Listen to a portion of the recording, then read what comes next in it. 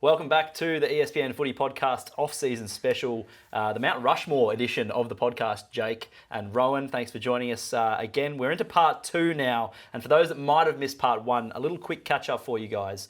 Basically, we're doing a podcast, or a series of podcasts, because it's ended up being a little bit longer than we thought it might be. Vodcast, is it not now? Vodcast, absolutely, in the brand new studios here at ESPN. But we are trying to nail the 4 most iconic players for every club in the AFL. And that's, in terms of the entire history of each club, the best 4, or not the best 4, but the most iconic 4 players to pull on the Guernsey. Who are the faces of each club? You think of, Adelaide, and you think of player X, Y, Z, and A.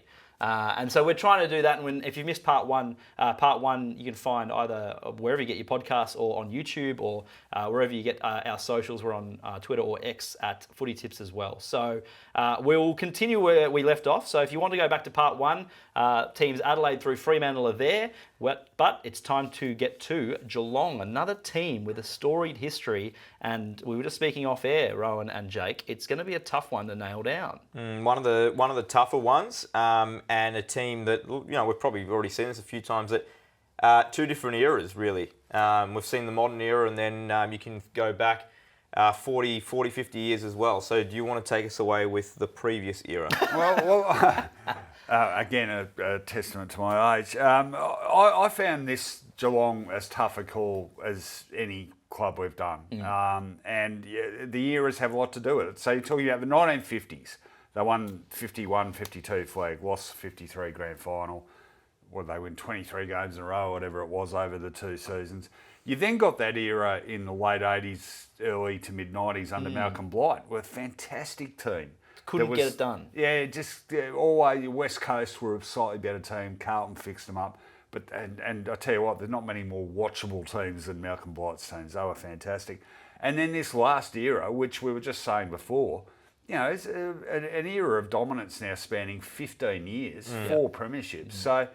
So many great eras have spawned so many individual champions.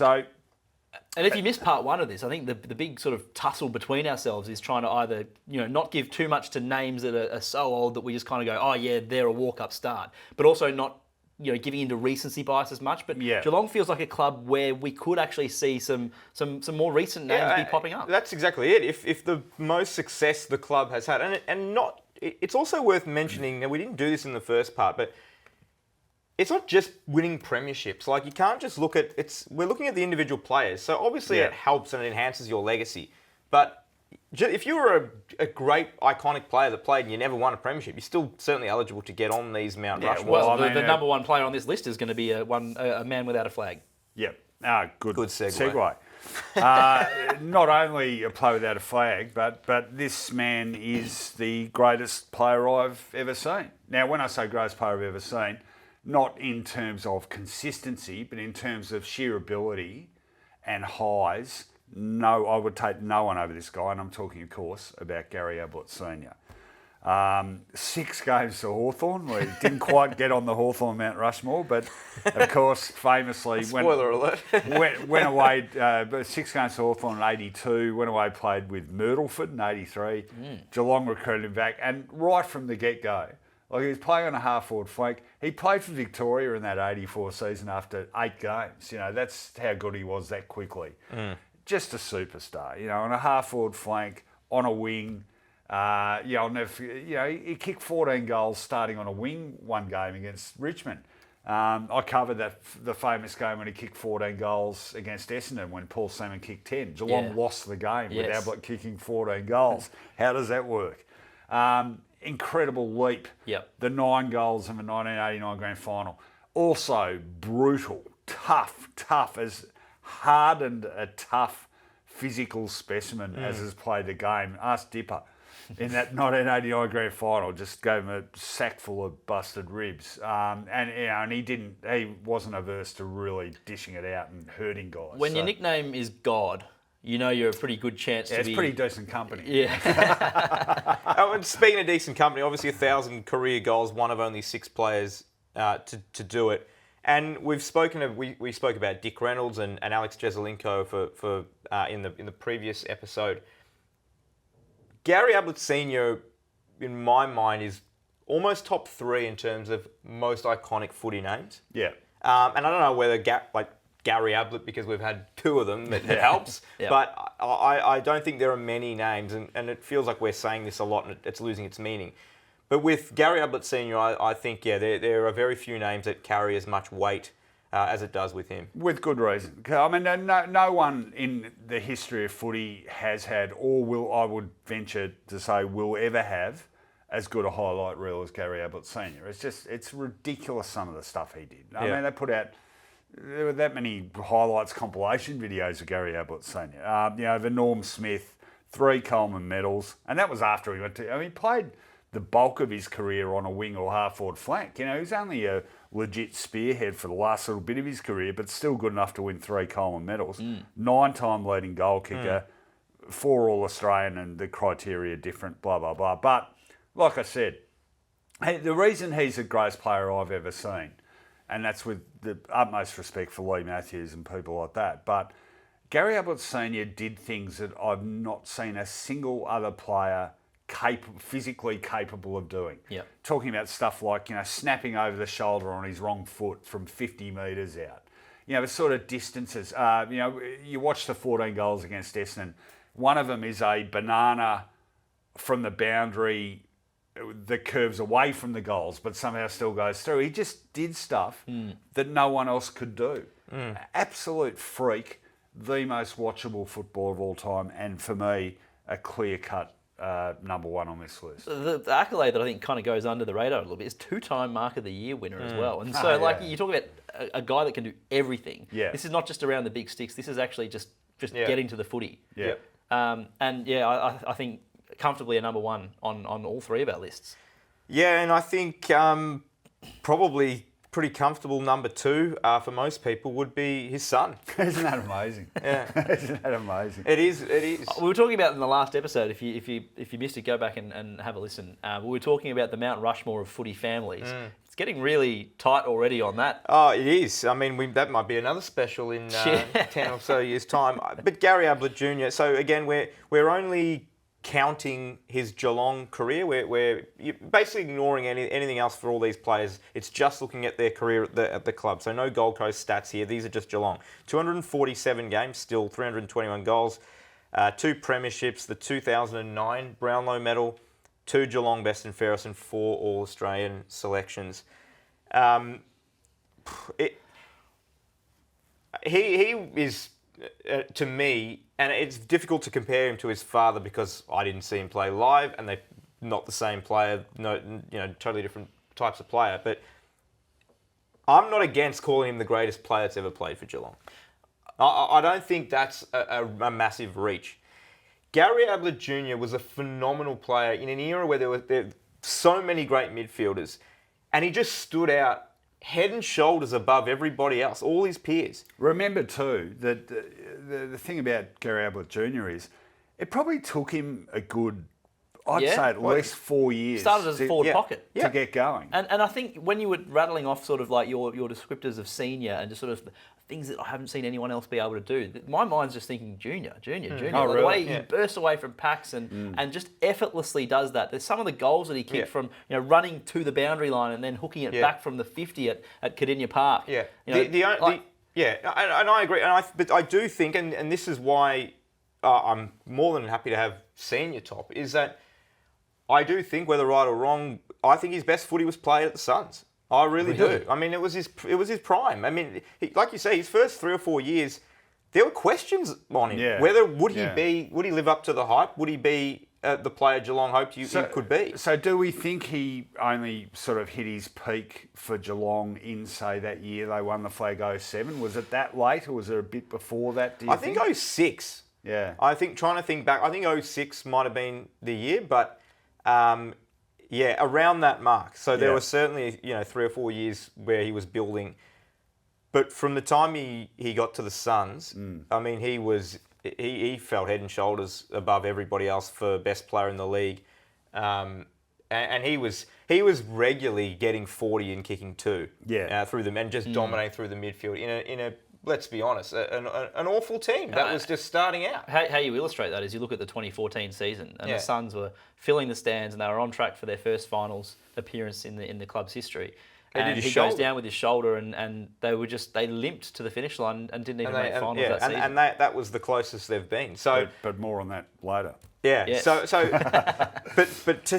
we're forgetting all of that for this. He's still on it. So interestingly, I think senior's pretty clear one. Junior, I think a lot of people would have him 2. I've debated it.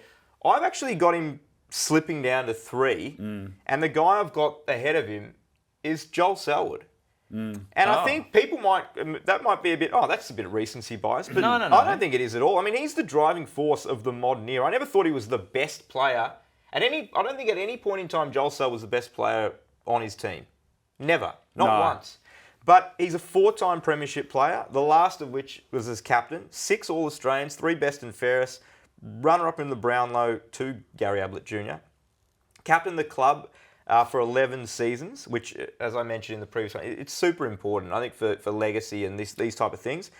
4-time winner of the league's most courageous player. I don't know how much stock you put in that, but that's all part of his legacy as a tough captain and leader.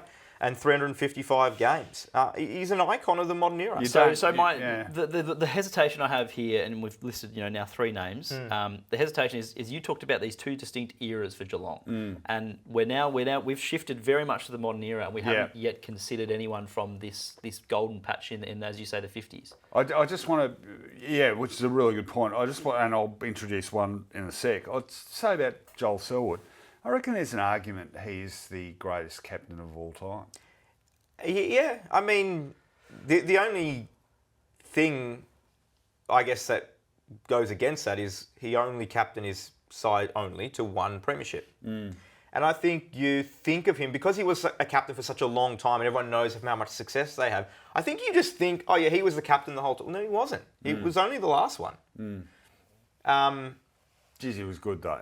They just had capacity to sort of pick his teammates up and drag them with him. But have you ever stopped to think about what I said? He's as good as he was never the best player on his team at any point. Yeah. Okay, to your point, Matt, there's a few names that need to come in here. Now, one, and this is going way back, but, older Geelong people talk about this guy almost like the father of Geelong, and it's Reg Hickey. He's got a stand named after him. Now, that's not the closest physical thing to Mount Rushmore as they have down at Geelong, I guess. Well, some of that is to do with his status as being a premiership coach in 51-52. Yes. But he also played in 2 premierships. Yeah, he's captain coach of one of them as well. Yeah, correct. 245 games, 2 best and fairest. So he's got to be in the discussion. Then you've got that early 60s era, or right through the 60s, really. And this is people of my vintage. We grew up... Geelong of the 70s were pretty ordinary, but the guys who had been part of that 1960s era were so prominent in media or elsewhere. You heard so much about these guys, and I'm talking 3 primarily. Well, it was Bob Davis, who'd been a player in those early 50s and then coached Geelong at 63, the Geelong Flyer, a wingman, dashing, skillful player, very highly rated. Polly Farmer, who's he's a Hall of Fame legend. Farmer, isn't he? He's a Hall of Fame legend and an icon. But I kind of put a strike through him just because only 101 games. Not enough games. A lot of contribution further west, and that's fine. And I think to your point about the AFL Hall of Fame legend status, very well deserved. But I think when we've sort of laid out the terms and conditions, I guess, of this podcast being that we're talking about players who physically put on the Guernsey for that team. The WA component's large with Farmer, but the other one, and we're talking in some detail about this before, Doug White. Yep. Yeah, 2 premierships, 4 Colemans, 11-time leading goal kicker, 834 goals. 4 goals a game. And he's an afterthought of sorts. And one of 6 guys to kick 1,000+ goals. No. Yes, but not all at Geelong. Sorry, yes. Oh, correct. Yeah. Right, Yeah. So 834. So again, this is just the Geelong numbers. Yeah. Certainly in the discussion, and I know we're sort of jumping between these 2 eras, but it's worth doing because there's some great comparisons here. Does Wade go ahead of Tom Hawkins? And I know again it might sound like Of course recency he bias. does, but Tom Hawkins' numbers, so he's second in games at the club, third in goals. So how give us his games? 347 games, 781 goals. So he's 140 games ahead of Wade and probably soon to be equal-ish on goals. Yeah. 3 premierships, a Coleman medal, a club best and fairest, 11-time leading goal kicker and 5-time All-Australian. Yes, it does. And I think I think he if you're second in games and third in goals and you've won 3 premierships, you've won a Coleman medal, you've led your team, you've led a dominant team in scoring in goals for 11 seasons. Very stiff to not make the list. I'm convinced. Call me a young, and that is it is recency bias, but I think he's ahead. So when you think of Geelong, the long-standing club, and you think of the Mount Rushmore, you see Tom Hawkins' face there. More so than Doug Wade. Okay. So I mean, some other names that we could throw up. Question. I'm asking that question. Yeah. So if we're looking at the Geelong, maybe I'm getting mired, and I'm digging down into the fact that we are giving a lot of credence to the modern era. But I think there's we also should. nothing wrong with that, because, as you say, that the period of success has been wonderful. Some other names that you could sort of throw up there is, I don't know, start where you want. Bill Brownless, icon of Geelong, didn't play that many games, but kicked a few goals and was you are king of Geelong, Billy. Oh, there's I think Peter Riccardi, you want to talk, it's 2 more. No, Paul, Hocking, Paul Couch. I mean, 259 games, 203 goals, Brownlow medalist, 3 best and fairest, 2 All-Australians. And he's a player that a lot of people will say, I've heard people say he's one of the best players I've ever seen. Paul Couch. Yeah. So I guess we kind of need to wrap up on Geelong. Well, there's 2 we haven't even mentioned who I would throw in very seriously. Corey Enright, 332 games, 6 All-Australians, 3 premierships. Would you have Corey Enright ahead of Tom Hawke? No, I'm throwing him up though. He's a worthy contender. Matthew Scarlett, 284 games, 3 premierships, 6 All-Australians, and plenty of people rate him close to the best fullback of all time. It's a great call. So does he go on ahead of Hawkins? It's got a pretty good argument. But those numbers for Hawke. It's hard. I and in a modern era too. I tend to lean always towards, forwards than defenders, whether that's fair or not. I think we generally do. It's harder to be a forward now than a defender. And Geelong fans, feel free to let us know as well. So he's going to go over 800 goals, and I think what we see with Buddy, with 1,000, remarkable. 800 is going to be, it feels like we'll become almost that same milestone. Yeah. Whereas can you get to 800? And it's like, who is going to get to 800 next? Yeah, I think he's on. I think his achievement is unbelievable. This is a tough one. Geelong fans, let us know at Footy Tips on Twitter which way you would have gone. But in the end, we're settling on senior. Yeah. So Gary Ablett Senior, Gary Ablett Junior, Selwood, and Tom Hawkins. Yeah. And a lot of very, very stiff players there. Time to move on. Time to look at the Gold Coast Suns. Speaking of modern, they are one of the more modern clubs that we have on this list. And this is going to be tough for a bit of a different reason, I think, Jake. Well, it is. But I think we can just go straight back to the well with Gary Ablett Jr. here and get him back on again. So first and only dual. There might be another dual appearance. Do you not want to say the elephant in the room? It's going to be tough because they haven't been that good. They haven't been a great team. They haven't been good, but I mean, it's not clear cut. It's still not clear cut. Just because the club might have 10 years of history doesn't make it easier than 100 years of history. Like, it's still tough to pick these players out. But look, pretty clearly, Gary Ablett Jr. We spoke about his Geelong numbers just before. But as the point you made was that he played his best footy at the Gold Coast. It wasn't as long, but I think it was a level that we haven't really seen from many midfielders in the modern era. So 12th in games for the club, which it's not much, really. 110 games. 110, yeah. 4th in goals. The first captain of the club, 2011 to 2016. Won a Brownlow medal there, 1 of 2. And just a gun. 4 All-Australians, 4 best and fairest. I said it before. There was a period when, in his early years there, or pretty much his whole tenure there, really, where he was regularly getting 35, 10 clearances, kicking goals. That second year he won the Brownlow. So the second time he won the Brownlow, 2013. And then 2014. And you mentioned before, Matt, in the context of Geelong, that looked like the Suns were going to make the finals in 2014. Ablett hurt his shoulder and it all fell apart. Yeah.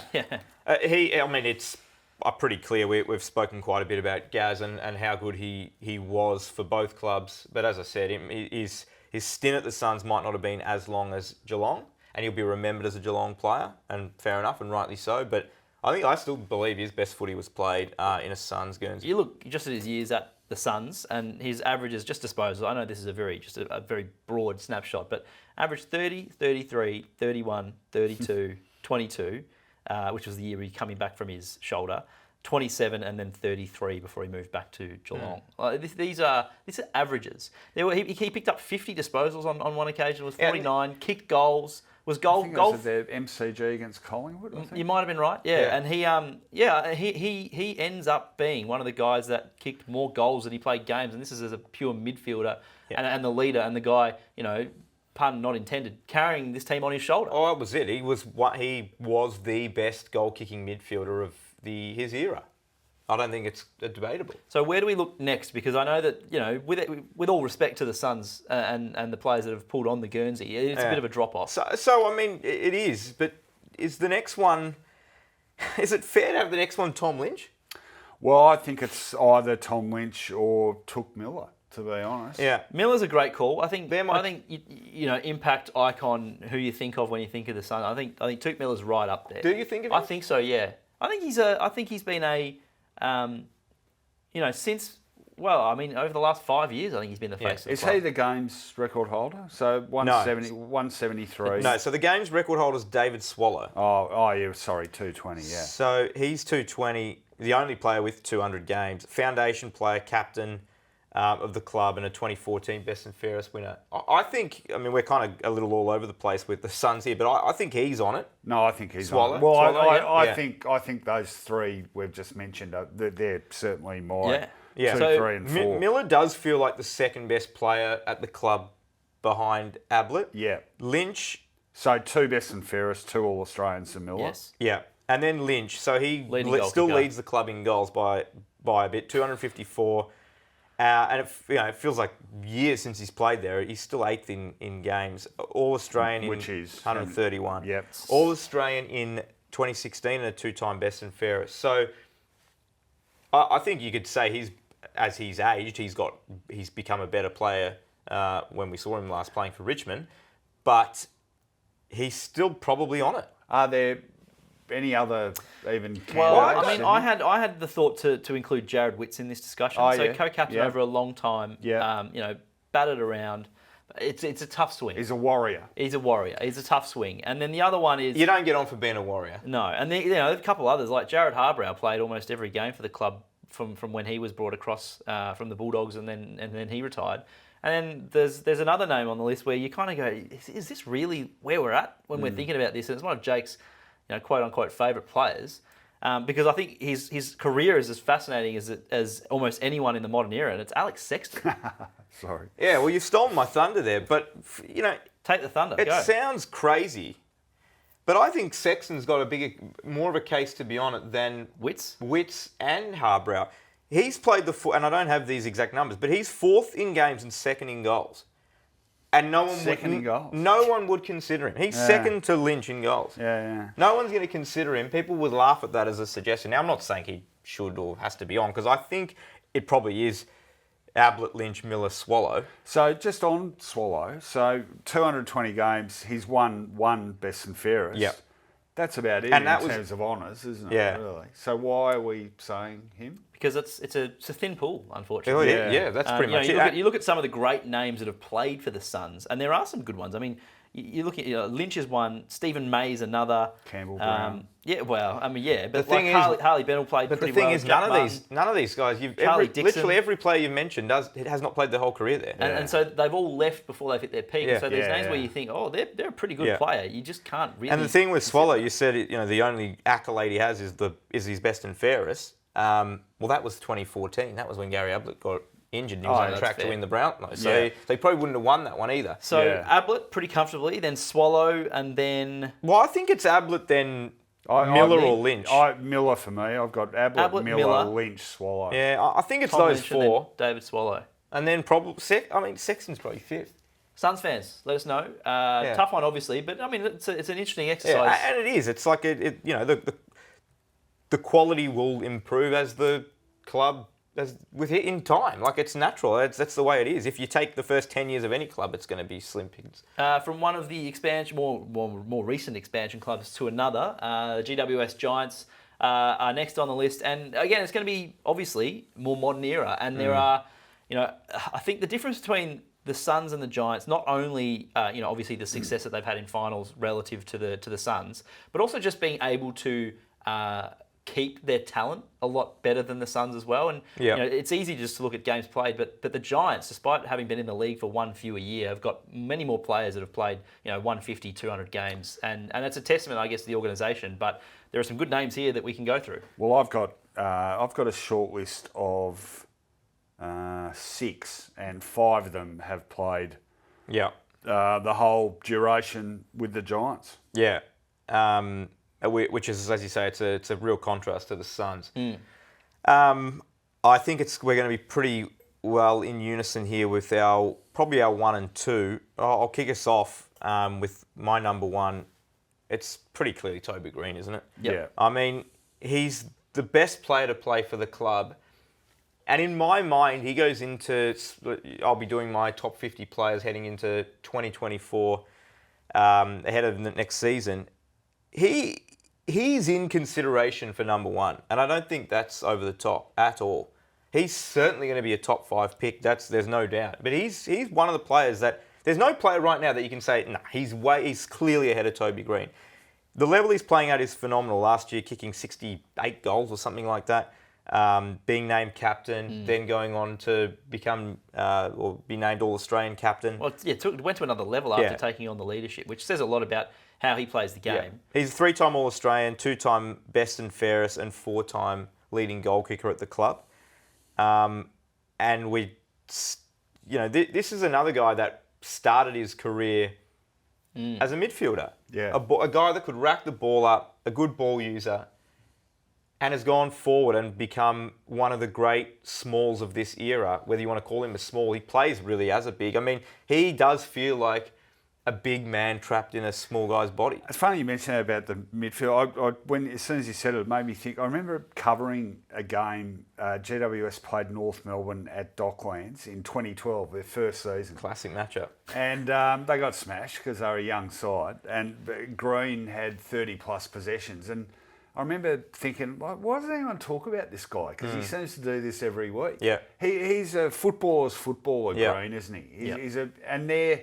I think they're at a greater premium these days than they used to be. Guys with that natural football nous, and he's got it in spades. And the excuse of, he's in a non-traditional football area, and so he doesn't get noticed as much. I don't think that's the case. I think he's transcended, Vic bias or whatever you want to call this sort of southern and western state sort of mentality that footy fans may have or may not have. But he's transcended that, and he's become an iconic figure in footy, and not just at the Giants. Oh, that's exactly it. The fact that he is in consideration for, which club you play for shouldn't matter, but to be recognised as a legitimate potential best player in the comp and to play for the Giants is testament to him and the quality that he brings week in, week out. And he's won people over, because it was only a couple of years ago he was still the troublemaker and the... that final against Sydney down in Launceston, was it? With the umpire. The umpire. Yeah. He still is. This is I think he 25 still is. games ago. I think he's reined it in. I think he's become a more mature player as he's got older. But I still think it's there. And I don't think you ever take that fully out of his game. I don't think you want to take it fully out of his game.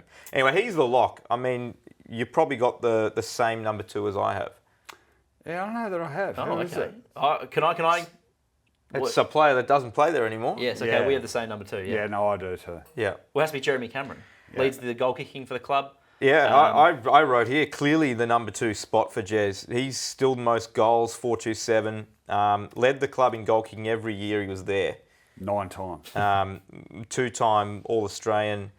a Coleman medal winner and a best and fairest. And you got to remember, this guy started, we were talking about Tim Watson before, but how good was Jeremy Cameron as an 18-year-old in a terrible side? But even that, looking at that, 9 times leading goal kicker, gee, he played for him for nearly a long time. decade. This is the thing, So I think it's a comfortable choice, and I know that you talk about recency bias in like players' form, but also recency bias. It just seems like yesterday he was cracking open the can and doing the celebration, and you think of him as a Geelong man. You do, but yeah, I mean, if he stayed at the Giants, would we be debating? I think he'd almost still. Do you go Cameron as one? I think if he'd stayed there, he'd probably be number 1. Yeah. Number 3. Yeah, so I think those two are pretty. There is a gap here. Yeah. Now I've gone for Callan Ward. Now in terms Warrior. of quality of player, no disrespect to Callan, I think he'll be the first to admit that Toby and Jeremy are a step above in terms of quality. But he is a warrior. He is their leading games player. A massive signing at the time when he came. Oh, it made absolute shockwaves because he was one of these highly touted youngsters that the Bulldogs thought they were going to have for a long, long time, and he's just gone and made the call that he would go and join this upstart unit that a lot of people knew would take time to develop. Yeah. So that was ballsy on his part, but. I mean, the career speaks for itself, doesn't it? And captain, well, I've mentioned a few times, but captain for 8 seasons. And the most Brownlow votes polled by any Giants player, 91, best and fairest winner. I think he deserves to be on this list. He's pretty heart and soul GWS, I think. He is, no argument here, but I'm going to play Mr. Anti here, and that is... Anti-Ward. Well, it's not Anti, because I'm a big fan. He's been a great leader, and certainly I'd readily identify with the club. I think the 2 guys who, in the end, I've got just marginally ahead of him have been... Better players? But by some margin, I think. Yep. And they are 2 absolute mainstays. And I look at both of them, actually, and I think, geez... I would have thought you would have had more gongs than that. So I'm talking about Whitfield, 203 games, 2 best and fairest and All-Australian. Mm-hmm. Josh Kelly, 198 games, 2 best and fairest and All-Australian. Both those players, I think, have consistently played fantastic football for that side. And in the end, for me, that's just made them a little bit more valuable than Callan Ward. I think the captaincy of Ward for 8 seasons I agree with that. is what gets him there, plus the most games played. Okay, no. So I think if this is debate out Kelly versus Whitfield. If this is a snapshot in time right this moment, and we're not projecting anymore with the other 3, or other 2, because there's another one, I don't know, I can't remember. Did you mention Stephen Coniglio? Well, I had him on a short list, but a little bit behind Whitfield. Yeah, I think it's Green, Cameron, then I've probably got Ward 3, and then it's a debate between the other 3 for the 4th spot. Just before we talk about that 4th spot, another player sort of similar, I guess, to Ward in that up and left when he was, probably at a more established side where he could have played, another decade, probably even more, is Phil Davis. And Phil Davis is another player who had to make the tough call. He's played 174 games, and I think it's easy to kind of forget how much of a mainstay he has been. He's a mainstay, but Phil Davis is not on the Mount Rushmore. Sure. Phil Davis was a good player without being a great player, and that's no knock on Phil Davis, but he's not on the Mount Whitfield, Rushmore. Coniglio, Kelly. Where are we leaning? Well, like I said, I've got Whitfield and Kelly a little bit ahead of Coniglio, but interested what you 2 think. I hadn't. It's hard to compare them. I know. If gun to my head and it's Kelly, Coniglio, Whitfield, who am I putting on? It's probably Kelly. I think they're both 2-time best and fairest winners. Coniglio hasn't won one, so I think that Whitfield's had more games. Kelly's kicked more goals. Gee, it's a flip of a coin, really. I don't think. It's a great question. No, it's a good question. I think Kelly. The intrigue around Kelly, or the reasons I kind of think of him as a GWS man, as you will, is he's been very publicly clubs have tried to poach him multiple times. Yeah. As public as you can get, really, in terms of the AFL sphere. And for him to, I think, turn his back on it multiple times, he's a giant. You know what I mean? This is that. No, it's so fair maybe argument. that's the. For me, I'd probably, push comes to shove, I'd probably just go with Whitfield, on the quality of his disposal, is close to the best kicker. But they called Josh Kelly the Rolls Royce. He's not. I'm not much of a car man. What's better than a Rolls Royce? Look, I'm easy. Toby Green. Green, Cameron, Ward, Cal Ward. And that might be the toughest. Josh Kelly. That might be the toughest fourth spot to pick because I reckon it's almost so identical. Yeah, that's a fair point. And identical records. That's down the to thing. the games played. Yeah, who Giants fan? Who's a better? Who would you have on? Who's a better player? Who's the icon? Who's put on the Guernsey that you look at them and go, they are a giant? It's Sophie's choice, but we'll call it Toby's choice. So Kelly or Whitfield. Unfortunately, fellas, I've got some bad news. It's not going to get any easier because the Hawks, I think, is probably one of the hardest Mount Rushmores to consider and put together because, we've talked about eras of success before and they have many. Yeah. And they've got players who are icons of the sport who probably didn't play in as much success as well. Yeah. And so there's just... I don't know where to start with this. I think... Well, can I start on this one? Yeah, I think I know where you're going to start, and I think it's a clear number one, but 2, 3 and 4 at the Hawks is it's tough. incredibly difficult. Yeah, well, yes and no. In the end, can I say this? I reckon the bar here for selection is higher than any other club, and that includes my club. Yeah, 4 on 4. If all these 18 are playing 4 on 4, Hawks are winning. And you know what? And this is, look, I'm long past worrying about, my childish thing about Hawthorn because I'm an Essendon person. Hats off to them. You're talking about a club that until 1971 had won one premiership. Yeah. And this list, and they've been, they averaged like one premiership every 4 years for about 50 years from 71 onwards. It's remarkable. And here's why.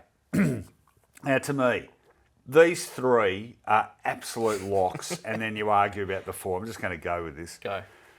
A lot of people... So who you got one? Okay, Lee Matthews. Yep, a lot of people say greatest player of all time. 332 games, 4 premierships, Hall of Fame legend, Coleman medal, 6 times leading goal kicker. Wasn't even a forward till the end of his career. 8 best and fairest. You think of Hawthorn, you think of Lethal. Yeah, 8 best and fairest, though, in an incredibly successful era. Yeah. Second, just not even a contest, Peter Hudson. Now, 129 games. Yes. It's not many. So this is kind of, I guess, back to our point during Essendon. Yeah. And how, you kind of think, we have to play a minimum of this many games. No, not at all. No. 129 games. Obviously would have been heaps more, but for tragically doing his knee in the first game of 72. Really didn't play. Played one season after that. 5 years later, in which he came back and kicked 100 goals as an overweight 32-year-old or something in 1977. 5.64 goals per game, the greatest in the one of only 2 people, Coleman the other, to average more than 5 goals per game.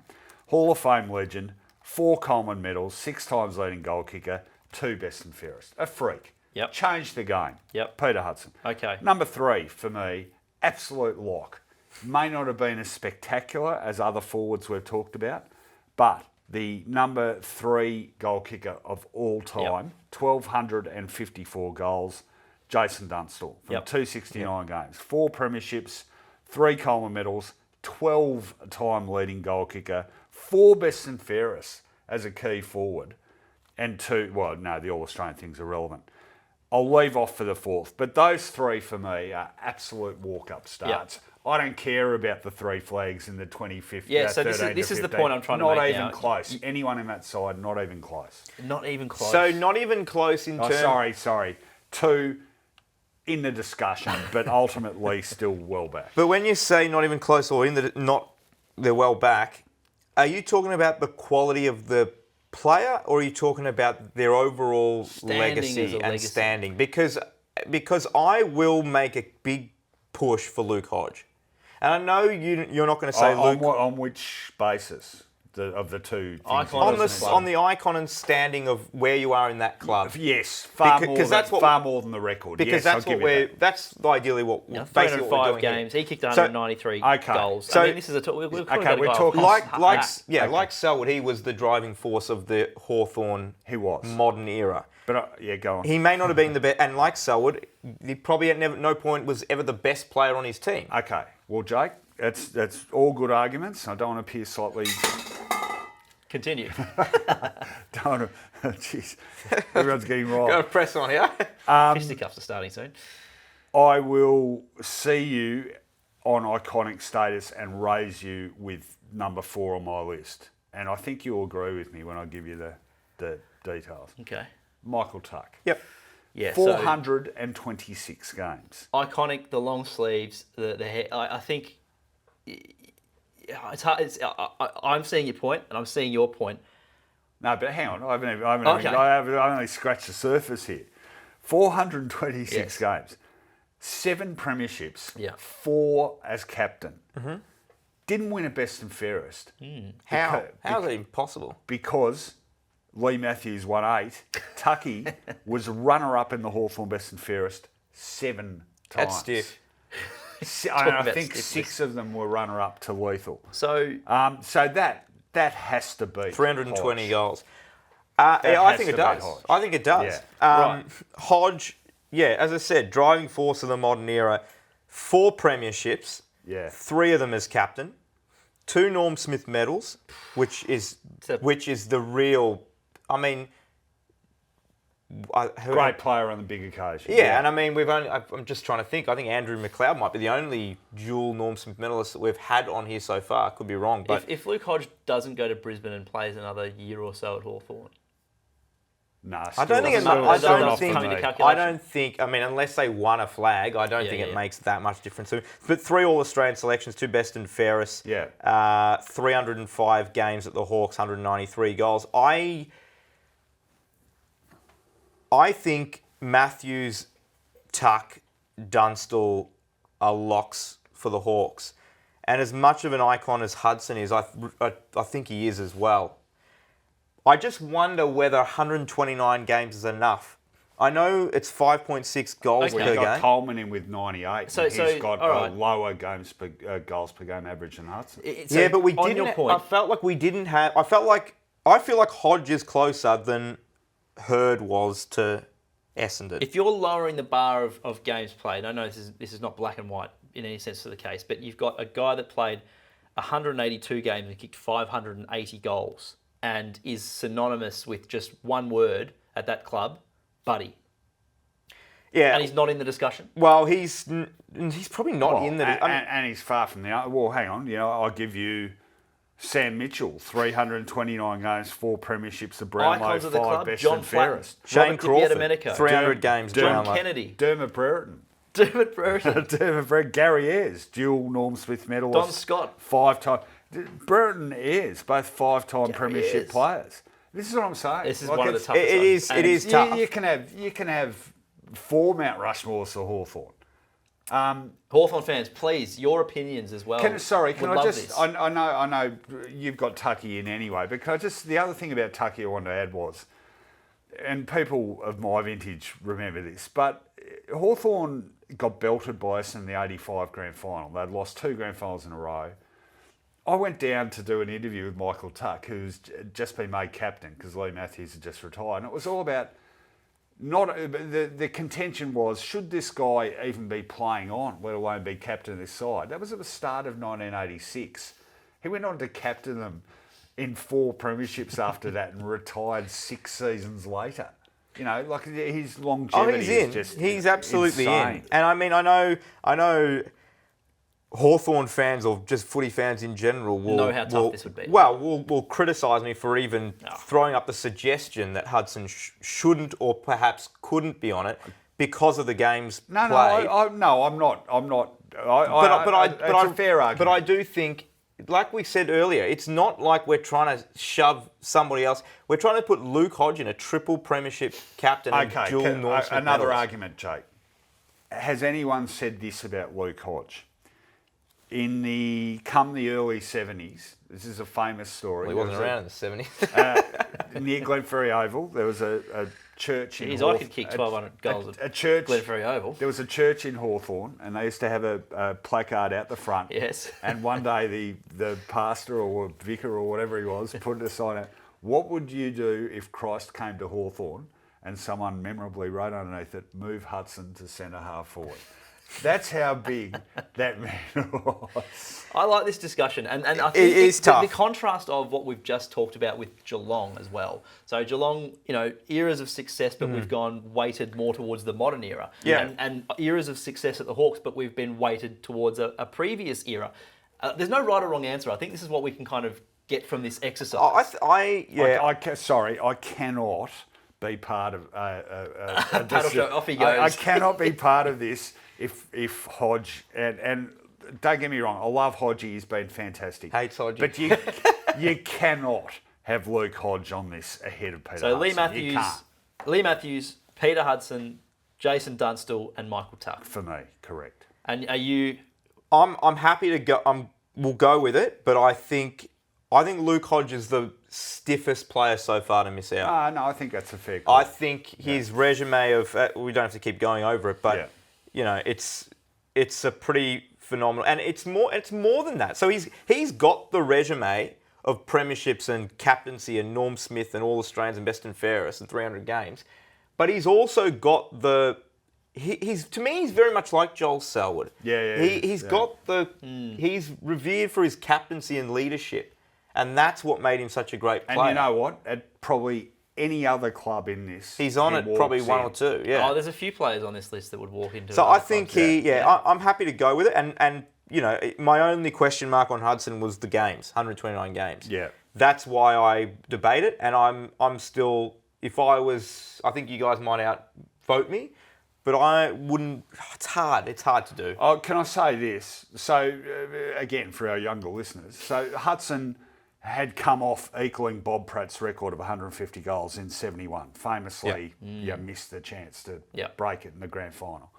First game of the 1972 season, he's kicked 8 goals just before half-time against Melbourne. Ball comes forward. He does his knee. Carried off. Literally plays, I think, one game in 74. Went back to Tassie and only played one more season in 1977, 5 years later, where he got flown in every week from running a pub, was overweight. I don't remember this. Like he was a couple of stone overweight. What's a stone for our younger viewers, Rohan? 7 kilos? 7 kilos. Plotting around the goal square. Yeah. Kicks 110 goals. So this is the thing. So sorry, my point was, had he not done the knee, like he'd be the number one goal kicker of all time. By so far, it's not fun. So people would say that if, we can say John Coleman or Peter Hudson, if they were around in this day and age where they had access to the medical, the sports science that we have today, they would be back and they'd play longer. And they would be, they would have kicked 2,000. But they wouldn't have. There's no way they're kicking. There's no way any of these guys are averaging 5 goals. He would have had a better chance than anyone else. I'll tell you, this guy was an absolute genius. I don't think you're winning this debate, Jake. A guy that's 2 stone overweight, what are we calling it, 14 kilos, still kicking 100 goals? That's not happening in this day I and reckon Fev, a couple of stone overweight, could have done pretty similar as well. And just quickly, speaking about father-sons, Peter and Paul Hudson, another Hawthorn premiership player. Hawks fans, please. Very, do let us very know. tough. Very so tough. we got Tuck, Dunstall, apologies Matthews. to about 10 different players. Tuck, Dunstall, Matthews. In order. Hudson. In order. Hudson. Matthews, Hudson, Dunstall, Tuck. Hodge. God, he's stiff. Will you accept that? But this is the exercise. Yeah, it's Text in the mail. Wowee. Hodgie, buy him lunch or something quickly. Melbourne. It's not going to get any easier. This is really tough. But I think Melbourne's significantly easier. A little bit easier. Yeah, but I think the thing that stands out for the D's for me is, for how old the club is. Only 2 players have played 300 games. Yeah, and the other thing that really stood out for me doing Melbourne one, I mean, close to the most dominant era of football scene was Melbourne 55 to 64. And they should have won, they won 5 flags out of 6, probably should have won 6 in a row between 55 and 60. Collingwood famously upset them in 58. But yeah, it was the lack of sort of, 3 or 250 plus game players, but also the evenness of those sides. I agree. And to me, that is evidenced by the fact that from that whole era, I've only got one player from that era on this list, and that is Ron Barassi. the very iconic and sadly the late Ron Barassi. 254 games. 204 games for Melbourne. 6 premierships, Hall of Fame legend, twice leading goal kicker, 2 best and fairest. It would be easy to get sucked into the whole coaching gravitas as well, but I think it's very comfortable and clear. And he's a number one, I think, on this list. And he's number one. And I asked you this last week. I wanted to know, and it's because I tend to think of him more for the coaching. Yeah. And you forget it overshines the playing career, but the playing career shouldn't be. Oh, no, he was, again, sort of another ahead of his time type. Or arguably, a lot of people sort of say he was the first of the genuine ruck rovers, and that was sort of like in between a ruckman size and a rover size, big bullocking frame, very physical big player. body mids on this list. Yeah, well, he was ahead of his time. I think the iconic image of him as well, in my mind at least, is that action of that kicking action. Yeah. In the D's jumper, and I think that's when you think of a Mount Rushmore and the iconic players who pull on the Guernsey, he's a number one. Very by far. very hard-working player. Covered a lot of territory, far more territory than a lot of his peers. Sort of set a new standard in terms of what was required in terms of training loads and things like that, and incredible leader of that side as well. So number one for me. I think also if you're doing an overall footy Mount Rushmore, just the sport in general, and its players, coaches, everyone, he's certainly in the conversation to be on that one as well. Well, one of the sort of age-old footy discussions was, and it was a joke between Ted Whitten and Ron Barassi about who was Mr. Football, and whoever wasn't Mr. Football was Mrs. Football. So Ted Whitten was known as Mr. Football. He used to call Barras Mrs. Football. But they were the sort of 2 biggest names for decades. Yeah. I think, it might be a little bit of a gap to the next player. And it's kind of hard to, it's really sort of hard to I guess, follow up someone like Barassi. It sounds weird, but it's kind of hard to follow up someone like Barassi. Well, I think another... I'm interested where you're going. I was going to say another iconic name, I think, is Jim Steins. He's number 2. I mean, I think he's pretty clearly number 2. Number 2. Nah, he's not my number 2, but he's clearly on my list. Okay, now, you guys, this is another... Well, do you want to talk about I'll just Steins quickly... first, The stats aside, but go on. One of the most famous names in the sport as well, and I think it's trailblazer for Irish footy players. For a number of reasons. That being one of them. I think part of his legacy as well is the consecutive games played, 244, which is pretty remarkable. Still the record. 4-time best and fairest, Brownlow medalist, 2-time All-Australian. It's 264 games total, 130 goals. Now the tally, neither tally is monstrous, but as Matt said off the top, only 2 Melbourne players to have reached 300. Pretty surprising. Oh, the longevity of Steins is, that consecutive games thing was just ridiculous, and the sort of severity of some of the injuries he carried and played with in order to maintain that durability. And sort of also I feel like changed the game a bit. Played a ruckman who played more like a ruck rover. The hit-outs were sort of incidental to how he played. But my number 2, and significantly ahead of Jim, however good Jim was. I think I know what you're going to say. Well, this guy, there won't be a better example, maybe one, of a fantastic player who was just unfortunate with his timing because it was one of the club's lowest points. Yes. And Robert Flower. Yes, and so this is important as well, is you can't take away these these accolades. You can't sort of, take these players that don't have these accolades. Oh, and absolutely sort of, not. Look because you can't do it all on your own. 272 games, twice leading goal kicker, playing primarily on a wing. 1 best and fairest, which just staggering, really. But some of the older guys, I read their best, and I think, who was voting? Was it the same as it is today? Like, it doesn't seem like it was just a bit of a crapshoot. That one seems unbelievable, because what anyone my age would remember about Robbie Flower is, okay, so incredibly poised, skillful, delicate, balanced runner, beautiful runner, glided across the turf. Great in the air. He's quite tall. One of the least likely looking league players you've ever seen. He had the Coke bottle glasses, and he was really thin, no muscle definition or anything. But he's just great evasive skills, great runner, great stamina, beautiful kick of the footy. Later years tended to go up forward and kick goals a bit. finished his career, of course, in '87, finally playing finals after Melbourne hadn't even made finals for 23 years. But the greatest comment on Robert Flower's greatness for me, and anyone who saw him, was the fact that, and this is a time when state football, Victoria would play 2 state games a year. There were a number of players in this category, but he was number one, consistently in Victoria's best 2 or 3 players every single time he played for the state, because that was his grand final. Melbourne were never going to play get the finals, chance. Yeah. So that was, and he rose to that occasion every time. Magnificent player, and for me, easily number 2. Yep. Yeah, I think. Happy to swap those upon that. So number 4 is interesting. I've got an old timer who too old for me even, and a contemporary one. I'll just see what you guys think. So. Yes. Norm Smith. I think Norm Smith is on my list. So everyone Coaching. talks about Norm Smith for coaching, but he was a great Melbourne player. 227 games, 4 premierships. He's a Hall of Fame legend.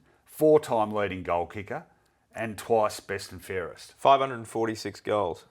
Nothing to sniff at. Pretty good Nothing going. to sneeze at. Yeah. The other. So the interesting one I'm willing and keen to get your thoughts on is. And this is taking away a little bit from like the playing aspect of it, but someone who when I had to think about Melbourne, there's a guy that played 44 games on the list, and the best and fairest medal is named after him, and it's because he had such a high standing in the game before he enlisted in the war. So Keith Truscott passed away in a fighter accident. I think he was training, and he passed away during the war. And I remember reading a lot about this and how he was so revered, and it was such a disappointment when he went off to war because Melbourne were losing arguably one of their best and brightest prospects. And so they named the best and fairest after him. And, we talk about 98 games. I don't think he gets on by any stretch, but it's just it just goes to show how thin the margins are with things like, if you go one way in your career or you go the other, or you don't do your knee, or you... Oh, that's it. That's exactly it. Just going back to Peter Hudson before, you talk injuries here and there, and that, it's a great nomination, and it's a good name to throw up. Hard to put on with, what did you say, 44 games. But yeah, it's like some of the nominations he had for the Cats. Reg Hickey. Yeah. Yeah, these names are just... I think the diehards from yesteryear would look very fondly on these players. Yeah, they're synonymous with the club. Who's your contemporary at the D's? Okay, so it's funny because...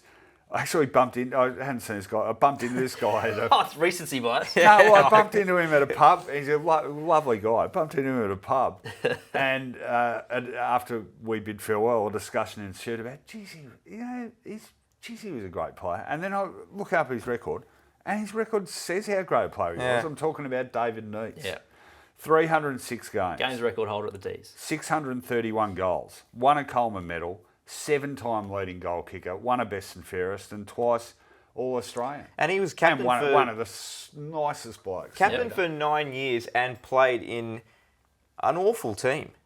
At times, yes. They had their moments. The 2000 grand final. Yeah, but never post really that, where the bulk of his goals came, they were not a team in contention. Later on, yeah. They had this period, sort of late 90s, early 2000s, when the even years they were right up there, and then the odd years they'd crash and burn. So at 98 they were in a preliminary final, 2000 they were in a grand final, 02 they were in a semi-final, and then 99 I think they were almost wooden spooners, and then it was weird.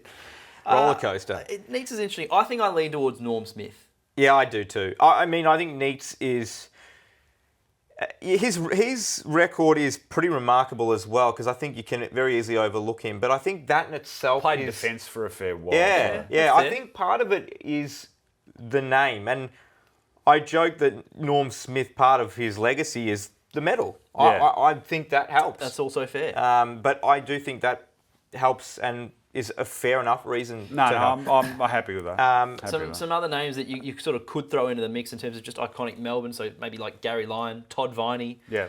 So Gary Lyons... Gary Lyons, someone definitely. I had, and I was pretty confident he would be... When I first started doing it, Gary Lyon was one of the first names I jotted down, and I'm surprised that he probably ended up getting bumped off. But he was Melbourne captain from 91 to 97. He's a guy, and I'll get to it, but his numbers didn't quite stack up to what I thought they would be. Yeah. 226 games, pretty good. 426 goals, really good. Yeah. 3 All-Australians, 2 best and fairest, 2-time leading goal kicker at the D's. And maybe this is the impact and the influence of his media career as well. Yeah. And we see a bit more of his highlights or he's on yeah. TV, so you kind of like, and that's maybe where we need to try and unblur the lines a bit. Look, later in his career, he did have quite a lot of back issues, and they sort of reduced his mobility. But at his best, and the game, there's a real standout game there, and he kicked 10 for Melbourne in a semi-final against Footscray in 1994. It's phenomenal. Are you putting him on ahead of Jim Steins? No. So I think the 4 is, are we comfortable with the 4? Barassi, Flower, Steins, Smith. Yeah. Absolutely. I think so. I mean, we've spoken about it with some clubs about the current era and who could potentially get on.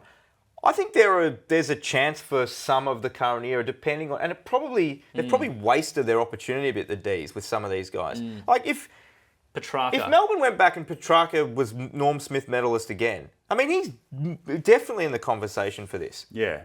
A lot of ifs, but I wouldn't. It's a bit early to say they've wasted it, haven't they? Well, I think they have. To have only won one flag to this point, I think that's just a little disappointing. Straight sets, I think, for the side that they had is disappointing. Yeah. I reckon people are too jumped too quick on that, but I think if you said after the 2021 grand final that the D's wouldn't win or feature in either of the next 2 grand finals, that would be disappointing for. That would be. We're getting off topic. Yeah. But yeah, we're happy with the 4. We're happy with the 4, but don't rule out a Petrarca or even a Max Gawn potentially making a run for... You talk about the look. Yeah. Gawn has the look that could be that iconic. Clayton Oliver is probably, right this moment, if we did this right now, I think he's probably ahead of those 2 guys, but I think the other 2 probably have potential to go ahead. I mean, obviously... Oliver's in a bit of a... pickle. But he's a 4-time best. He's a 4-time best and fairest winner. Multiple top 5 Brownlow medal finishes, 3 All-Australians. But again, you think, okay, how many games Clayton Oliver played? 162 games. Yeah. It's not much yet. So it's...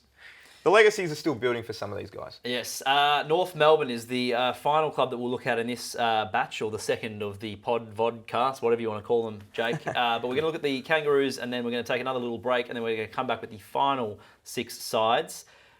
Talk about Hall of Fame legends. There's a couple here as well. And there's one, I think, if you're talking North Melbourne, where do you want to start? My number 1 is Malcolm Blight. Well, wow. Yeah.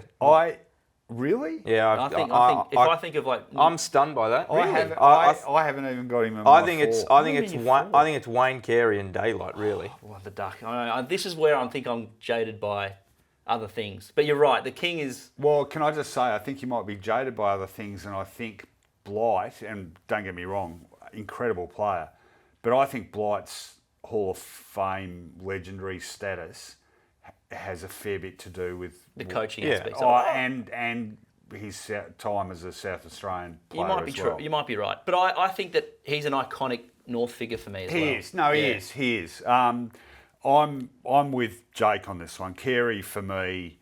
I found them tough though, because again they've had 2 great eras. They've had the sort of mid to late 70s where they won 2 flags and they were in 5 grand finals in a row. 74, 5, 6, 7, 8. Yeah, 5 in a row. And then the mid to late 90s where they won their their 3rd and 4th flags.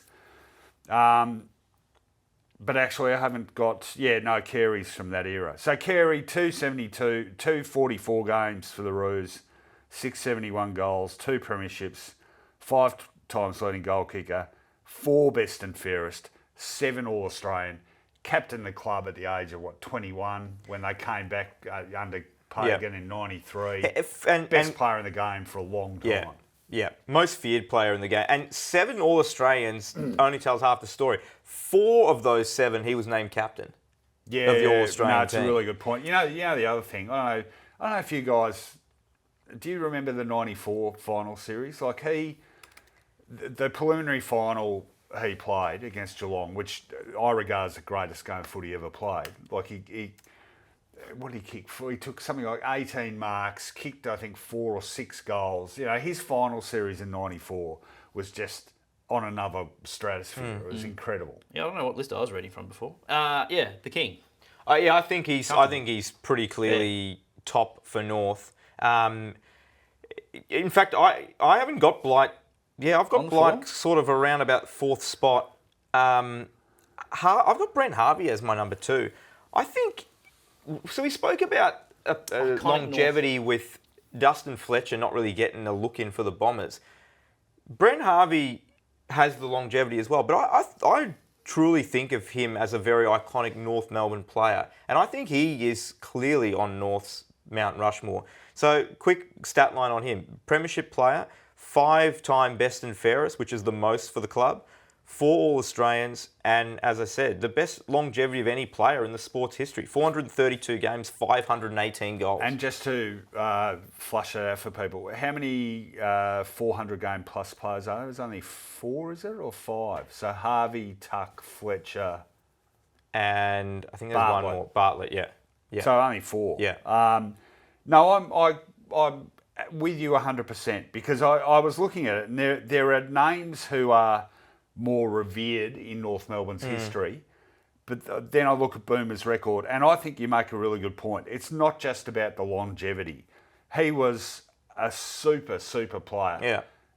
I remember I think he won the medal for best on ground for Victoria in the last interstate game played in 99. He still looks like he could play. Yeah. Oh, look, he's super fit. Been down to watch him at down in West North Heidelberg. I'm talking about at the top level. Like, how fit does he look? Yeah. As I said, 432 games, 518 goals. Yeah, I said before 300 and 300. He's got the 400 and 500. Very comfortable with him. So, iconic North Melbourne, you think Shinboner, you think Shinboner of the century maybe? Is this enough to get on the list? Because you were a bit sort of up and down about having someone like Glenn Archer on this Mount Rushmore. Oh, he's in the conversation. I don't think he gets on, but 311 games, 148 goals, 2 flags, 3 All-Australians and a Norm Smith.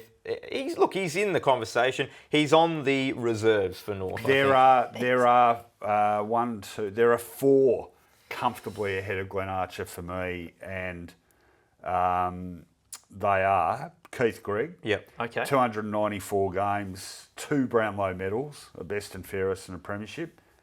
Great wingman. A much revered figure in North Melbourne's history, but a great player in his own right before he became president, etc. Alan Aylett, 220 games. The other 2, symbols of that mid-late 70s era. David Dench, 275 games, 2 premierships, 4 best and fairest. Is he the face you see when you think of North Melbourne? Oh, yeah. for him, for you. And the other one, I squeezed him off my list of 4 in the end, but Wayne Schimmelbusch, 306 games, 2 premierships, another wingman actually. They specialised in great wingmen, North, but for me, I think of those mid to late 70s. Now, you mentioned Blight. Yes. Dench and Schimmelbusch, for me, every bit, if not more so, the symbol of North Melbourne in the mid to late 70s. That's fair. And they're all ahead of Archer for me. Yeah, so I've got Carey 1, Harvey 2, Gregg 3, Blight 4, and then it's Dench, Archer, Longmire, Schimmelbusch. I think Longmire as well, 200 games, 511 goals, premiership and a Coleman. Yep. I think there's a bit of it where probably the people of my vintage don't know him. They know him as the coach. Yeah. So you kind of forget how good these guys were as players. Was a great player. But I think around that mark he's not getting on. Same with Archer. I think it's Carey, Harvey, Gregg, and the 4th is a tough one. Okay. Yeah. You got Gregg 3? I'm happy with that because of the 2 Brownlows. So 4th, okay, for me, 4th is a battle between Dench and Schimmelbusch. Yeah, see, I'm more Dench Blight. I'll probably go Dench. Okay, so let's rule out Shimmer. In common. Yeah. So let's go Dench. 4 best and fairest, premiership captain. Yeah. And can I just say too, again, a bit ahead of his time. He was a real dashing So we talk about Matthew Scarlett, how he was a fullback who attacked. David Dench did that in the mid to late 70s. In fact, as I keep bringing up these sort of little flashback things, but you watch the 77 grand final between North Melbourne and Collingwood. David Dench kicked 2 goals in that game. He got thrown forward. And there's a famous thing, North came back from 27 points down at 3/4 time in the tie. Phil Manasseh panicked Collingwood. Phil Manasseh handball to David Dench in the goal square. Dench kicks a goal in the last quarter comeback. So he dashed down from defence all the time. He was ahead of his time as a player. Iconic moments, yeah. So let's go. I reckon we go Dench. Great. So Carey, Harvey, Greg, Dench. Yep. Fair enough.